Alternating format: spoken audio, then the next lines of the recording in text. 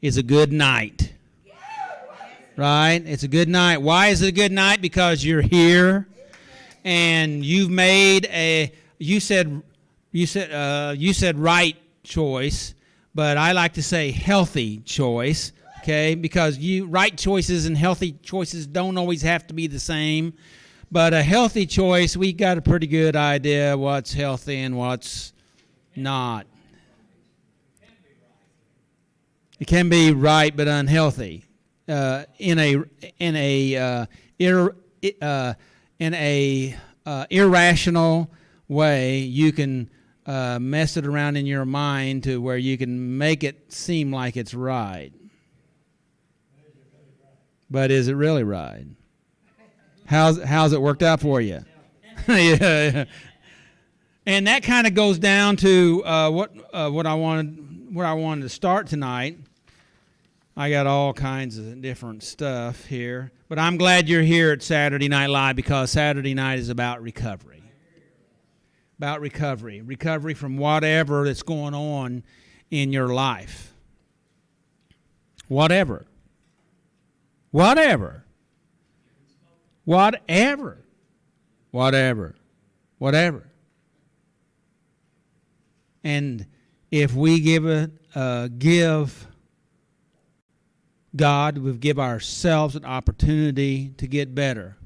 That's what step 7 is all about, is we humbly ask God to remove. And some people say, well, it's not God's deal, it's supposed to remove them, it's our deal. But nothing, yeah, how's that worked out for you?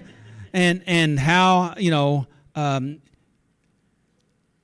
if our efforts and our schemes, our mechanisms could have got it done, you'd already got there, right?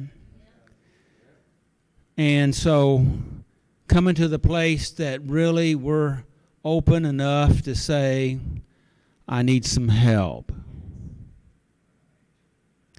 God, help me. And then God may even bring some people into your life to help you. What do you think? So here's a quote from Brene Brown, and it says, when there is an absence of information, our mind makes up a story.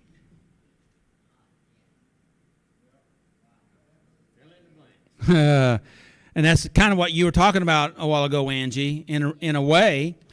And I was struggling on where I was going to jump off here. And when you said that, I said, I guess I know where I'm going. So, but,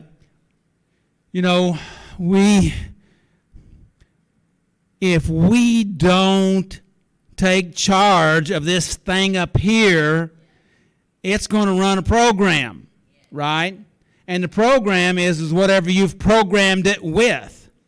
And the problem is you've not done a very good job of producing a very healthy program. Would you agree with that? Yes.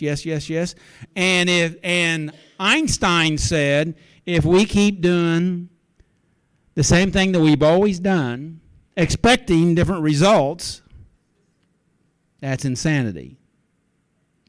Right? But the trouble is, when we get overwhelmed,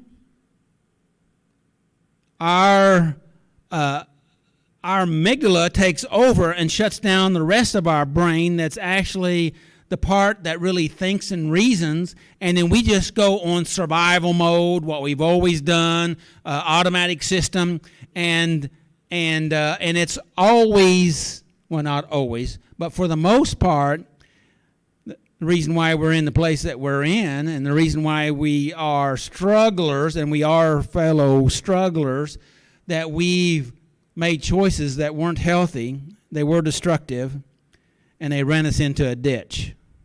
Physically, mentally, emotionally, socially, financially, you pick it.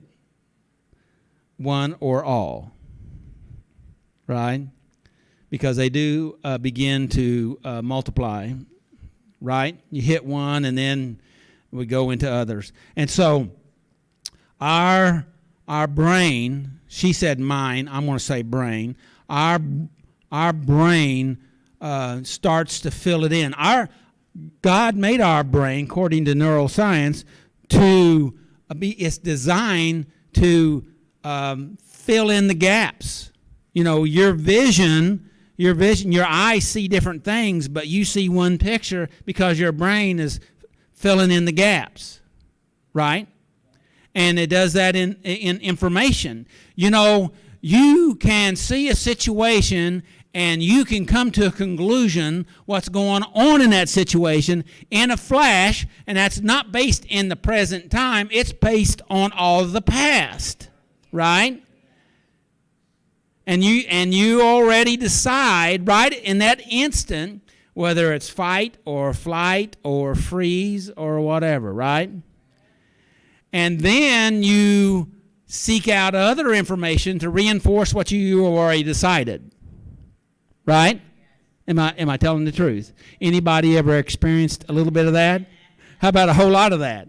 Okay. And you say, "Oh, my, you know, how do I deal with this?" And that's kind of a little bit what Steve was talking about there.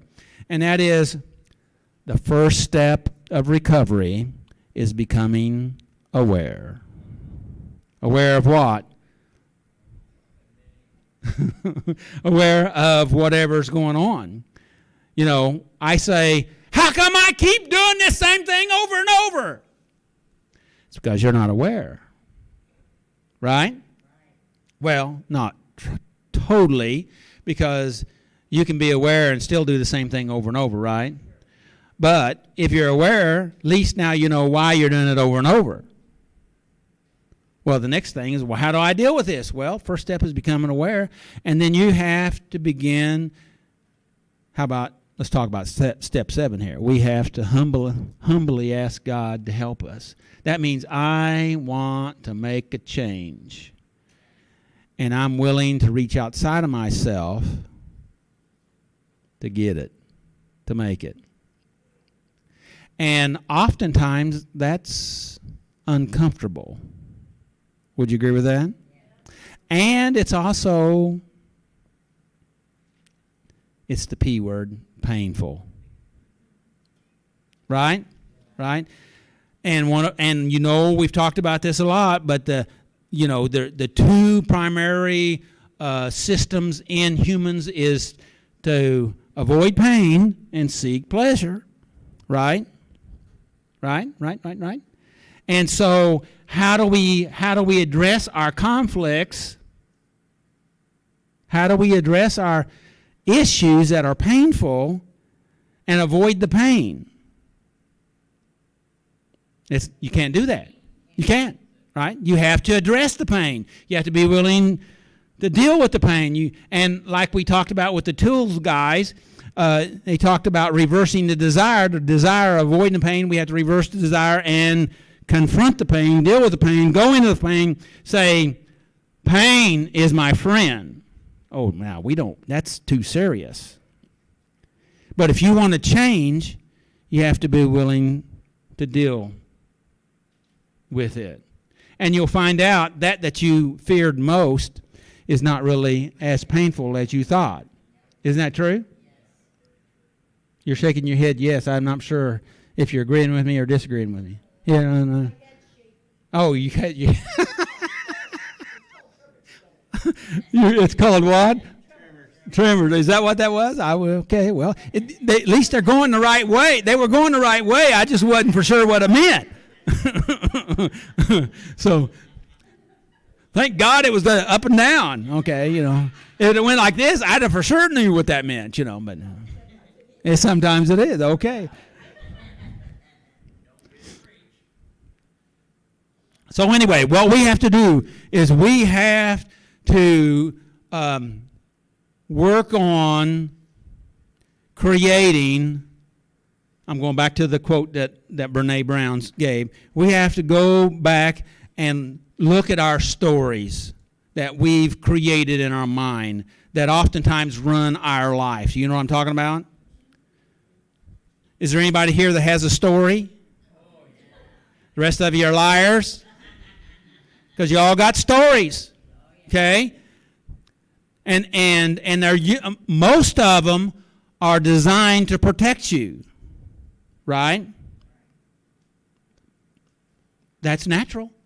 The trouble is, what protects you at one point in your life is now eating your lunch, taking away your life. Isn't that the truth?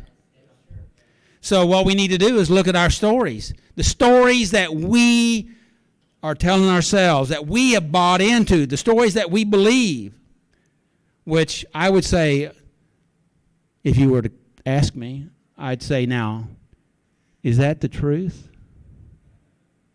Is that really the truth? Is that rational? And I always get this answer. You know what the answer is? I don't know. But I know that's not true. But I always get that answer. I don't know, but I know you do. That's your just automatic defense mechanism kicking up, going to, I don't know. Yeah, it's your story. Yeah, absolutely. Thank you, Paul. Yeah. And and then usually it depends on how I come back around to that, but I basically ask, what do you want? Right? What do you want? What do you really want? Do you want to continue to be caught in that cesspool of going swirling down, and then your story can be, there's nothing I can do about it. I just know I'm going to die, so I might as well just enjoy the trip. Now, nobody in here has ever said that, but you know somebody, right? Yeah. And the fact of it is, we don't have to do that. It may feel like that's, we're on that downward spiral and there's nothing we can do about it. But you know what? Again, that's another part of the story we tell ourselves, because that's not the truth. Because you've thought that story before and it didn't happen that way, right? You lived. Somehow you got out of that swirling mess. You left Cesspool City, somehow got out on the bank, and you lived.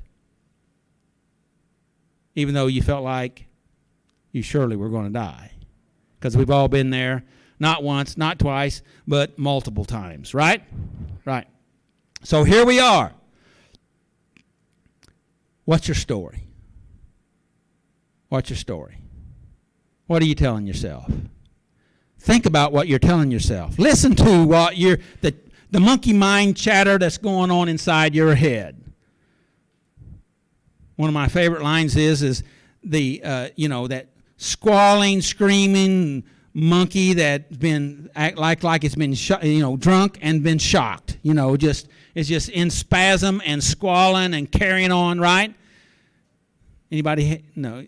Yeah. Anybody have that type of mind? Yeah. Well, I'm not even going to have you vote on that one. And so, but you know somebody, right? And so here we are. We need to look at our story. We need to see what we're telling ourselves. We need to see if it's a truth or if it's a lie. We need to see, is that really where I want to go? Is that where you want to go? Is that what you want to be? And if you don't want to go that direction, it's just like driving down the highway